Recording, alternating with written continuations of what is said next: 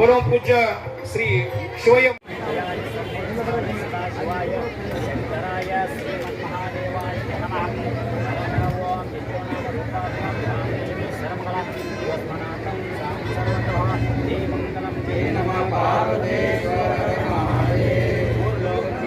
ಶಿವಪಾರ್ವತಿಯ ಸ್ವರೂಪದಲ್ಲಿರ್ತಕ್ಕಂತಹ ಚಂದ್ರಮ ತಾಯಿ ಅವತಾರದಂತೆ ಇರ್ತಕ್ಕಂತಹ ವೇದಿಕೆ ಮೇಲೆ ಆಶೀರ್ವಾಗಿರ್ತಕ್ಕಂತಹ ಮಾತೋಶ್ರೀ ಮಹಾದೇವಿ ಅಮ್ಮನವರು ಪಡೆದುಕೊಳ್ಬೇಕು.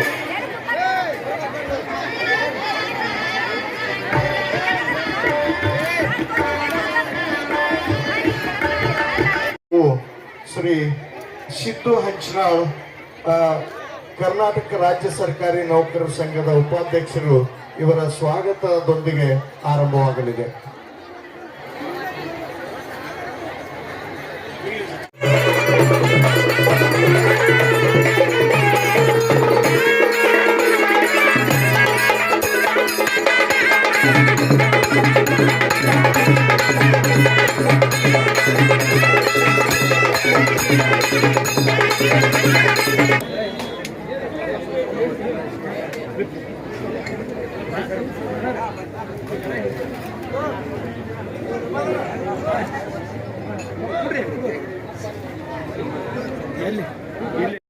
ಉಕ್ಮನಾಳ್, ಕವಲಿಗೆ, ಹೊನ್ನೊಟ್ಟಿಗೆ, ಅಡಗಲಿ ಸರ್ವ ಸುತ್ತಮುತ್ತಲಿನ ಎಲ್ಲ ಸರ್ವ ಹಳ್ಳಿಯ ಭಕ್ತಾದಿಗಳನ್ನ, ಶ್ರೀಮಠದ ಸದ್ಭಕ್ತರನ್ನ, ಮಾತೆಯರನ್ನ, ಸಹೋದರರನ್ನ, ಮಾಧ್ಯಮದ ಸ್ನೇಹಿತರನ್ನ ಎಲ್ಲರನ್ನೂ ಕೂಡ ಧನ್ಯವಾದ. ಕಾರ್ಯಕ್ರಮದ ಮುಂದಿನ ಹಂತ ಈ ಸಮಾರಂಭದ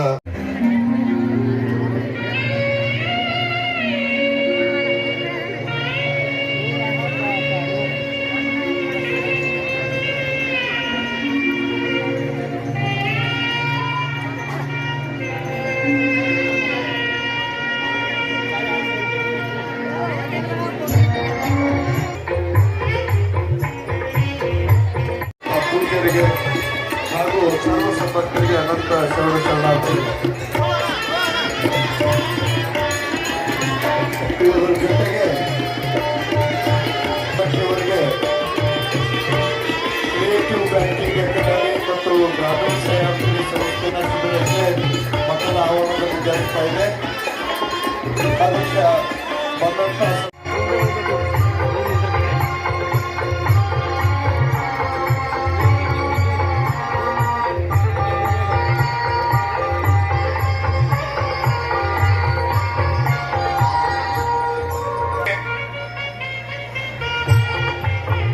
ಇಲ್ಲಿಯವರೆಗೆ ತಬಲಾ ಸೇವೆ ನೀಡಿದಂತಹ ಶ್ರೀ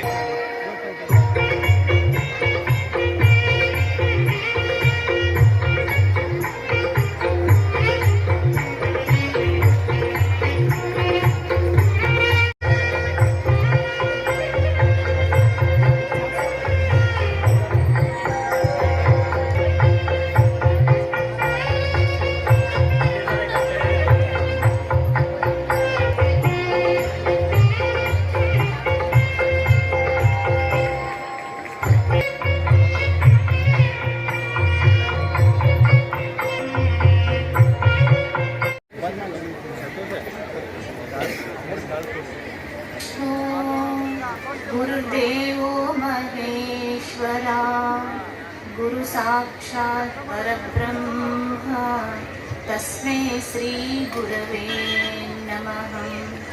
सर्वमंगल मांगल्यं शिवे सर्वार्थसाधिके शरण्ये त्र्यंबके गौरी नारायणी नमोस्तुते नमोस्तुते. ಗುರುಲಿಂಗ ಜಂಗಮ ಪಾದ ಪೂಜೆಯ ಮಾಡಿ ಮುಕ್ತಾರೆ, ಪಾದ ಪೂಜೆಯ ಮಾಡಿ ಮುಕ್ತಾರೆ. ಗುರುಲಿಂಗ ಜಂಗಮ ಪಾದ ಪೂಜೆಯ ಮಾಡಿ ಕುಳಿತು ಪಾದ ಪೂಜೆಯ ಮಾಡಿ ಮುಕ್ತಾರೆ. ಗುರುಲಿಂಗ ಜಂಗಮ ಪಾದ ಪೂಜೆಯ ಮಾಡಿ ಮುಕ್ತಾರೆ. ರಾಜ ಮನವಲ್ಲ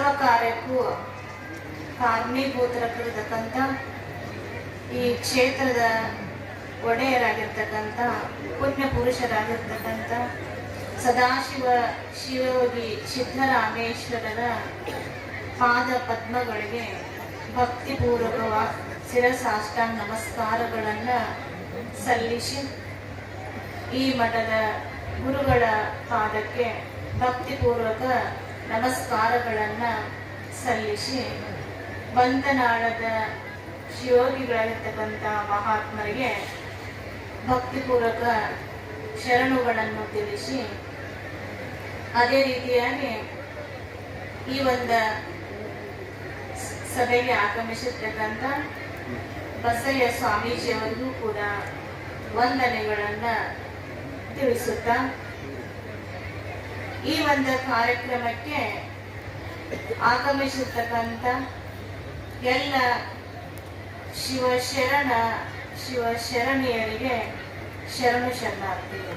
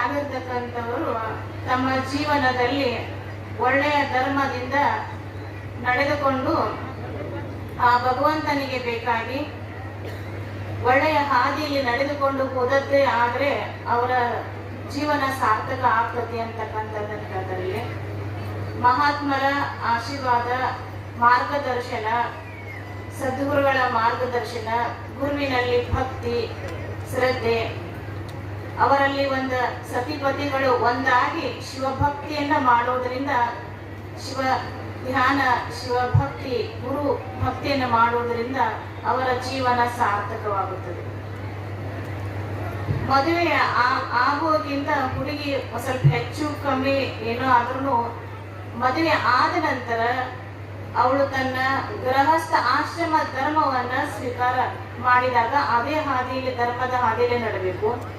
ಮದುವೆ ಆಗೋಕ್ಕಿಂತ ಪೂರ್ವದಲ್ಲಿ ಹುಡುಗ ಸ್ವಲ್ಪ ಏನೋ ಹೆಚ್ಚು ಕಡಿಮೆ ಆದ್ರೂ ಮದುವೆ ಆದ ನಂತರ ಗೃಹಸ್ಥಾಶ್ರಮ ಸ್ವೀಕಾರ ಮಾಡಿದ ನಂತರ ಆ ಧರ್ಮದ ಹಾದಿಯಲ್ಲಿ, ಗೃಹಸ್ಥಾಶ್ರಮದ ಧರ್ಮವನ್ನ ಅನುಸರಿಸಿಕೊಂಡು ನೋಡುವುದರಿಂದ ಅವರ ಜೀವನ ಸಾರ್ಥಕ ಆಗ್ತದೆ. ಅದಕ್ಕೆ ಹೇಳ್ತಾರಲ್ಲಿ, ಸತಿಪತಿಗಳೊಂದಾದ ಭಕ್ತಿ ಹಿತವಾಗಿಪ್ಪುದು ಶಿವಂಗೆ. ಆ ಭಗವಂತನಿಗೂ ಕೂಡ ಮೆಚ್ಚುವ ಹಾಗಿರ್ಬೇಕಾರ ಅಲ್ಲಿ ಹೊಂದಾಣಿಕೆ ಇರ್ಬೇಕಂತ. ಸತಿಪತಿಗಳಲ್ಲಿ ಹೊಂದಾಣಿಕೆ ಇಲ್ಲದೆ ಇದ್ರೆ ಆ ಭಗವಂತನಿಗೂ ಬೇಕಾಗಿಲ್ಲ, ಯಾರಿಗೂ ಬೇಕಾಗಿಲ್ಲ ಅಂತ ಹೇಳ್ತಾರೆ. ಅದಕ್ಕೆ ಸತಿಪತಿಗಳು ಒಂದಾಗಿ ತಮ್ಮ ಜೀವನವನ್ನು ನಡೆಸಿಕೊಂಡು ಭಗವಂತನ ಮೇಲೆ ಭಕ್ತಿಯನ್ನ ಮಾಡಿ ಗುರುಗಳ ಮಹಾತ್ಮರ ಆಶೀರ್ವಾದದ ಮಾರ್ಗದರ್ಶನದ ಮುಖಾಂತರ ಅವರ ನಡೆದರೆ ತಮ್ಮ ಜೀವನ ಪಾವನ ಆಗ್ತದೆ ಅಂತಕ್ಕಂಥದನ್ನ ಹೇಳ್ತಾರೆ. ಈ ಗೃಹಸ್ಥ ಆಶ್ರಮಿಗಳಾಗಿರ್ತಕ್ಕಂಥವ್ರು ಎಲ್ಲರಿಗೂ ಏನ್ ಹೇಳ್ತಾರೆ, ಈ ಶರಣರ ಕಣ್ಣಿಗೆ ಶೃಂಗಾರ ಗುರು ಹಿರಿಯರ ನೋಡುವುದಂತ. ಕಣ್ಣಿಗೆ ಶೃಂಗಾರ, ಕಣ್ಣುಗಳಿಗೆ ಏನು ಶೃಂಗಾರ ಅಂದ್ರೆ ಮಹಾತ್ಮರನ್ನ, ಗುರುಗಳನ್ನ, ಸಂತರನ್ನ, ಭಗವಂತನನ್ನ, ದೇವರ ದರ್ಶನ ಮಾಡುವುದೇ ಶೃಂಗಾರ ಕಣ್ಣುಗಳಿಗೆ. ಕರ್ಣಕ್ಕೆ ಶೃಂಗಾರ ಪುರಾತನರ ಸಂಗೀತಗಳ ಕೇಳುವುದು ಅಂತ. ಆ ಕರ್ಣಗಳಿಗೆ ಏನು ಶೃಂಗಾರ ಅಂತಂದ್ರ ಆ ಮಹಾತ್ಮರ ಶರಣರ ನುಡಿಗಳನ್ನ ಕೇಳುವುದನ್ನ ಕರ್ಣಗಳಿಗೆ. ಆ ಕಿವಿಗಳಿಗೆ ಏನು ಶೃಂಗಾರ ಅಂತಂದ್ರ ಮಹಾತ್ಮರ ಪ್ರವಚನ, ಪುಣ್ಯ ಕಥೆಗಳನ್ನ, ಒಳ್ಳೆಯ ಮಾತುಗಳನ್ನ, ಮಹಾತ್ಮರ ನುಡಿಗಳನ್ನ, ಆಶೀರ್ವಚನಗಳನ್ನು ಕೇಳುವುದೇ ಕರ್ಣಕ್ಕೆ ಶೃಂಗಾರ ಅಂತ ಹೇಳ್ತಾರೆ. ಕಿವಿಗಳಿಗೆ ಶೃಂಗಾರ. ಕರಕ್ಕೆ ಶೃಂಗಾರ ಸತ್ಪಾತ್ರಕ್ಕೆ ಕೂಡು ಅಂತ ಹೇಳ್ತಾರೆ. ಕರಗಳಂದ್ರ ಕೈಗಳಿಗೆ ಏನು ಶೃಂಗಾರ ಅಂತಂದ್ರ ಪುಣ್ಯ ಕೆಲಸಗಳನ್ನ, ದಾನ ಧರ್ಮಗಳನ್ನ ಮಾಡುವುದು ಕೈಗಳಿಗೆ ಶೃಂಗಾರ ಅಂತ ಹೇಳ್ತಾರೆ. ಒಳ್ಳೆಯ ಕೆಲಸಗಳನ್ನ, ಪುಣ್ಯ ಕೆಲಸಗಳನ್ನ, ದಾನ ಧರ್ಮಗಳನ್ನ ಈ ಮಾಡುವುದರಿಂದ ಕೈಗಳಿಗೆ ಶೃಂಗಾರ ಅಂತಕ್ಕಂಥ ಮಾತನ್ನ ಇಲ್ಲಿ ಅಕ್ಕ ಮಹಾದೇವರು ಹೇಳ್ತಾರೆ.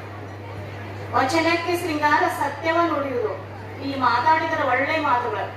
ಸತ್ಯ, ಎಲ್ಲಿ ಸತ್ಯವಿರುತ್ತದೆ ಅಲ್ಲಿ ಶಿವ ಇರುತ್ತಾನೆ, ಎಲ್ಲಿ ಶಿವನಿದ್ದಾನೆ ಅಲ್ಲಿ ಸುಂದರ. ಸತ್ಯಂ ಶಿವಂ ಸುಂದರಂ ಎನ್ನುವಂತೆ ಸತ್ಯವೇ ಪರಮಾತ್ಮ, ಎಲ್ಲಿ ಸತ್ಯವಿರುತ್ತದೆ ಅಲ್ಲೇ ಭಗವಂತನ ಸನ್ನಿಧಾನ ವಾಸಿರುತ್ತದೆ. ಅದಕ್ಕೆ ಸತ್ಯವ ನುಡಿಯುವುದೇ ವಚನಕ್ಕೆ ಶೃಂಗಾರ. ಒಳ್ಳೆಯ ಮಾತುಗಳನ್ನು ಮಾತಾಡುವುದು. ಸತ್ಯ ಅಂದ್ರೆ ಒಳ್ಳೆಯ ಮಾತುಗಳು, ಭಗವಂತನ ನಾಮಸ್ಮರಣೆಯನ್ನು ಬಂತು ಈ ರೀತಿಯಾಗಿ ಸತ್ಯವನ್ನು ಮಾಡೋದಂದ್ರ ವಚನಕ್ಕೆ ಶೃಂಗಾರ ಅಂತ ಹೇಳ್ತಾರೆ. ಜೀವಿಸುವ ಜೀವಕ್ಕೆ ಶೃಂಗಾರ ಘನ ಬೆಳಪ. ಇಲ್ಲಿ ಆ ಭಗವಂತನನ್ನ, ಆ ಪರಮಾತ್ಮನಗ ಬೇಕಾಗಿ ನಡಿಬೇಕಾದ್ರೆ ಇಲ್ಲಿ ಏನ್ ಬೇಕಂದ್ರ ಸತ್ಸಂಗನ ಬೇಕಂದ್ರೆ. ನಾವು ಉದ್ಧಾರ ಆಗ್ಬೇಕಾಗಿತ್ತಂತಂದ್ರ ಸತ್ಸಂಗವನ್ನ ಬಿಟ್ಟಿವ ಅಂತಂದ್ರೆ ಒಳ್ಳೆಯ ಸಂತರ, ಮಹಾತ್ಮರ, ಶರಣರ ನಾವು ಸಂಘವನ್ನ, ಅವ್ರ ಸನ್ನಿಧಾನವನ್ನ, ಅವರ ಇದು ಬಿಟ್ಟಿವ ಅಂತಂದ್ರೆ ಅಲ್ಲಿ ನಾವು ಉದ್ಧಾರ ಆಗಿಲ್ಲ ಅಂದ್ರೆ ಸತ್ಸಂಗ ಬೇಕಂತ ಅಕ್ಕ ಮಹಾದೇವರಿಗೆ. ಜೀವಿಸುವ ಜೀವಕ್ಕೆ ಘನ ಮೇಳಪ್ಪ ಅಂದ್ರೆ ಮಹಾತ್ಮರ ಸತ್ಸಂಗನ ಬೇಕು ಅಂತ ಅದೇ ಶೃಂಗಾರ. ಇವಿಲ್ಲದ ಜೀವಿಯ ಬಾಳ್ವೆ ಎದಕ್ಕೆ ಬಾಧೆಯ. ಹೀಗೆ ಇಲ್ಲದೆ ಇರ್ತಕ್ಕಂಥ ಜೀವನ ಎದಕ್ಕೂ ಉಪಯೋಗ ಇಲ್ಲ ಅಂತಾರೆ. ಇದಕ್ಕೆ ಬಾಧೆಯ ಅಂದ್ರ ಈ ಜೀವನನೇ ಅಲ್ಲ ಅಂತಾರ. ಆ ಜೀವನನೇ ಇಂಥ ಜೀವಿಸಿದ ಜೀವನ ಅಲ್ಲ ಅಂತ. ಅವರ ಸತಿಪತಿಗಳಾಗಿರ್ಬೋದು, ಯಾರೇ ಆಗಿರ್ಬೋದು, ಎಲ್ಲರಿಗೂ ಕೂಡ ಈ ಒಂದು ಮಾರ್ಗದರ್ಶನ ಅಕ್ಕ ಮಾದೇವಿ ಹೇಳಿದಾಳು. ಅದರಲ್ಲಿಯೂ ಕೂಡ ಈ ನವ ದಂಪತಿಗಳ ಏನು ಕಾಲ ನಿಲ್ತಿರ್ತಾರಲ್ಲ, ಈ ಒಂದು ಧರ್ಮದ ಈ ಹಿರಿಯರ ಮಾತುಗಳನ್ನ, ಮಾರ್ಗದರ್ಶನವನ್ನ, ಈ ಮಾರ್ಗದರ್ಶನದಲ್ಲಿ ನಡೆದೇ ಆದರೆ ಅವರ ಜೀವನ ಸಾರ್ಥಕ ಆಗ್ತದೆ ಅಂತಕ್ಕಂಥದ್ದನ್ನ ಹೇಳ್ತಾರೆ. ಈ ಗೃಹಸ್ಥಾಶ್ರಮ ಧರ್ಮ ಏನಂತಂದ್ರೆ ಮುಖ್ಯವಾಗಿರ್ತಕ್ಕಂಥದ್ರ ಅತಿಥಿ ಸತ್ಕಾರ ಅಂತ ಹೇಳ್ತಾರ. ಆ ಅತಿಥಿ ಸತ್ಕಾರ ಒಳಗ ಪುಣ್ಯ ಕರ್ಮಗಳು ಬಂತು, ದಾನ ಧರ್ಮಗಳು ಬಂತು, ಒಳ್ಳೆ ಸೇವೆ, ಗುರು ಹಿರಿಯರ ಸೇವೆ, ಮಹಾತ್ಮರ ಸೇವೆ, ಅನ್ನದಾಸೋಹ ಎಲ್ಲ ಬಂದಿಲ್ಲ. ಮುಖ್ಯವಾಗಿರ್ತಕ್ಕಂಥ ಧರ್ಮ ಗೃಹಸ್ಥಾಶ್ರಮ ಧರ್ಮ ಏನಂತಂದ್ರ ಅತಿಥಿ ಸೇವೆ ಅಂತ ಹೇಳ್ತಾರೆ. ಅಂದ್ರ ಎಲ್ಲವೂ ಈ ಶಿವಭಕ್ತಿ, ಗುರು ಸೇವೆ, ಸಂಘ ಎಲ್ಲವೂ ಇದ್ರೂ ಕೂಡ ಮುಖ್ಯವಾಗಿರ್ತಕ್ಕಂಥ ಧರ್ಮ ಹೇಳ್ತಾರೆ. ಮುಖ್ಯ ಹಸಿದು ಬಂದಂತವರಿಗೆ, ಮನೆಗೆ ಬಂದಿರತಕ್ಕಂತ ಅತಿಥಿಗೆ ಅನ್ನವನ್ನ ನೀಡಿ ತೃಪ್ತಿಪಡಿಸಿದರೆ ಅದು ಒಂದು ಯಜ್ಞಕ್ಕೆ ಸಮ ಅಂತ ಹೇಳ್ತಾರೆ ನಮ್ಮ ಗೃಹಸ್ಥಾಶ್ರಮ ಧರ್ಮದೊಳಗ. ಆ ಧರ್ಮವನ್ನು ಬಿಟ್ಟು ಫಸ್ಟ್ ಮುಖ್ಯ ಧರ್ಮನ ಅತಿಥಿ ಸತ್ಕಾರ ಅಂತ ಹೇಳ್ತಾರೆ. ಬಂದಿರ್ತಕ್ಕಂಥ ಮನೆಗೆ ಹಸಿದು ಬಂದಿರ್ತಕ್ಕಂಥವ್ರಿಗೆ ಮೊದಲ ಅನ್ನವನ್ನ ನೀಡಿ ಅವನ ತೃಪ್ತಿಪಡಿಸುವುದು ಗೃಹಸ್ಥಾಶ್ರಮ ಯಜ್ಞಕ್ಕೆ ಸಮ ಅಂತ ಹೇಳ್ತಾರೆ. ಅತಿಥಿ ಸತ್ಕಾರ ಈ ಒಂದು ಸಂತೃಪ್ತಿ, ಅತಿಥಿ ಸಂತೃಪ್ತಿ ಗೃಹಸ್ಥಾಶ್ರಮದ ಧರ್ಮ ಅತಿಥಿ ಸತ್ಕಾರ ಅಂತ ಹೇಳ್ತಾರೆ. ಬ್ರಹ್ಮಚಾರಿಯ ಒಂದು ಅವ್ರ ಧರ್ಮ ಏನಂತಂದ್ರೆ ಗುರು ಸೇವಾ ಅಂತ ಹೇಳ್ತಾರ. ಅಂದ್ರೆ ಅದು ಒಂದೇ ಇರುವುದಿಲ್ಲ, ಅದ್ರ ಜೊತೆಗೆ ಎಲ್ಲ ಈ ಒಳ್ಳೆ ದಾನ ಧರ್ಮ ಎಲ್ಲವೂ ಅಧ್ಯಯನ, ಅವರಲ್ಲಿ ಭಕ್ತಿ ಎಲ್ಲವೂ ಇರ್ತದೆ. ಅದ್ರ ಮುಖ್ಯ ಧರ್ಮ ಅಂತಂದ್ರೆ ಗುರು ಸೇವೆ. ಬ್ರಹ್ಮಚಾರಿಗಳ ಧರ್ಮ ಏನಂದ್ರೆ ಗುರು ಸೇವೆ. ಗೃಹಸ್ಥಾಶ್ರಮ ಧರ್ಮದ ಅತಿಥಿ ಸತ್ಕಾರ. ವಾನಪ್ರಸ್ಥ ಧರ್ಮ ಏನಂತಂದ್ರೆ ತಪಸ್ಸು ಮತ್ತು ಶಾಂತಿ ಅಂತ ಹೇಳ್ತಾರೆ. ತಪಸ್ಸು ಅಂದ್ರೆ ಒಳ್ಳೆಯ ಧರ್ಮದಲ್ಲಿ ಎಷ್ಟೇ ಕಷ್ಟಗಳು ಬಂದ್ರು ಆ ಧರ್ಮದಿಂದ ಚ್ಯುತಿ ಆಗದೇ ಇರ್ತಕ್ಕಂಥದ್ದು ಒಳ್ಳೆ ತಪಸ್ಸು. ಅಂದ್ರ ಈ ಇಂದ್ರಿಯಗಳನ್ನೆಲ್ಲ ನಿಗ್ರಹಿಸಿ ಒಳ್ಳೆ ಹಾದಿಗಳು, ಎಲ್ಲ ಪಂಚ ಇಂದ್ರಿಯಗಳು ಪಂಚ ಕರ್ಮೇಂದ್ರಿಯಲ್ಲ ನಿಗ್ರಹಿಸಿ ಒಳ್ಳೆ ಧರ್ಮದ ಹಾದಿಯಲ್ಲಿ ನಡೆಯದೇ ಒಂದು ತಪಸ್ಸು ಅಂತ ಹೇಳ್ತಾರೆ. ಒಳ್ಳೆಯ ಹಾದಿಯಲ್ಲಿ ನಡೆಯದಾಗ ಬರ್ತಕ್ಕಂಥ ಕಷ್ಟಗಳನ್ನ ಎದುರಿಸಿಯೂ ಕೂಡ ಆ ಒಂದು ಹಾದಿನ ಬಿಡಲಾದೆ, ಚ್ಯುತಿ ಮಾಡಲಾದೆ ಒಂದು ಧರ್ಮದ ಹಾದಿಯಲ್ಲಿ ನಡೆದು ಆಗ ಬರ್ತಕ್ಕಂಥ ಕಷ್ಟಗಳನ್ನ ಸಹನ್ ಮಾಡುವುದೇನ ತಪಸ್ಸು ಅಂತ ಹೇಳ್ತಾರೆ. ಇಲ್ಲಿ ಈ ಒಂದು ವಾನಪ್ರಸ್ಥಾಶ್ರಮದ ಧರ್ಮ ಅಂದ್ರೆ ತಪಸ್ಸು ಅಂತ ಹೇಳ್ತಾರೆ, ತಪಸ್ಸು. ಆಮೇಲೆ ಸನ್ಯಾಸಿ ಧರ್ಮ ಏನಂತಂದ್ರೆ ಅಲ್ಲಿ ಶಾಂತಿ ಅಂತ ಹೇಳ್ತಾರೆ. ಜೀವನ್ಮುಕ್ತ ಸ್ಥಿತಿ, ಜ್ಞಾನ ಸ್ಥಿತಿ, ಎಲ್ಲರಿಗೂ ಒಳ್ಳೆಯದನ್ನೇ ಬಯಸುದು, ಶಾಂತಿ, ಜೀವನ್ಮುಕ್ತ ಸ್ಥಿತಿ. ಎಲ್ಲ ಧರ್ಮದಲ್ಲೂ ಎಲ್ಲ ಒಂದು ಮುಖ್ಯ ಧರ್ಮ ಇದ್ರೆ ನಾವಿಲ್ಲಿ